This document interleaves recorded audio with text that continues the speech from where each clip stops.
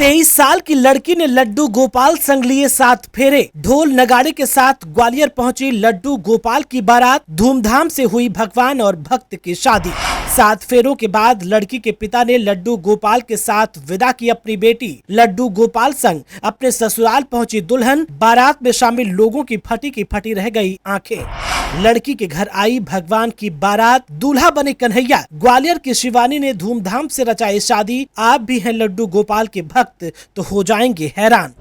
देश भर में कई सारे भक्त लड्डू गोपाल की सेवा करते हैं और उन्हें अपने साथ साथ हर जगह लेकर चलते हैं। कई लोग तो इनकी भक्ति में इतने लीन हो जाते हैं कि अपना सारा जीवन उनके नाम कर देते हैं। इस बीच एक अनोखी शादी चर्चा का विषय बन गई है। इस शादी को जिसने भी देखा वो दंग रह गया। शायद किसी ने भी ऐसा अद्भुत नजारा पहले कभी नहीं देखा होगा। दरअसल भगवान लड्डू गोपाल दूल्हा बनकर मथुरा वृंदावन से अपनी बारात लेकर ग्वालियर गए, जहां उनकी शादी शिवानी से हुई। शादी बिल्कुल पारंपरिक रीति रिवाज के साथ हुई। बारातियों का स्वागत सत्कार हुआ और ढोल नगाड़े भी बजाए गए। परिवार के रिश्तेदार भी शादी में शामिल हुए। सभी शादी से बेहद खुश और नाचते हुए दिखाई दिए। उन्हें खुशी है कि उनके दामाद खुद भगवान कृष्ण बने हैं। जी हाँ, रामनवमी के पावन पर्व पर ग्वालियर की शिवानी ने भगवान लड्डू गोपाल के साथ 7 फेरे लिए। ग्वालियर की कैंसर पहाड़ी पर स्थित मंदिर में आयोजित सामूहिक विवाह सम्मेलन में ये शादी समारोह संपन्न हुआ। आपको बता दें कि भगवान लड्डू गोपाल की बारात में तकरीबन 1 दर्जन बाराती शामिल हुए। इनमें साधु संत भी आए थे। उन्हें बड़ी खुशी है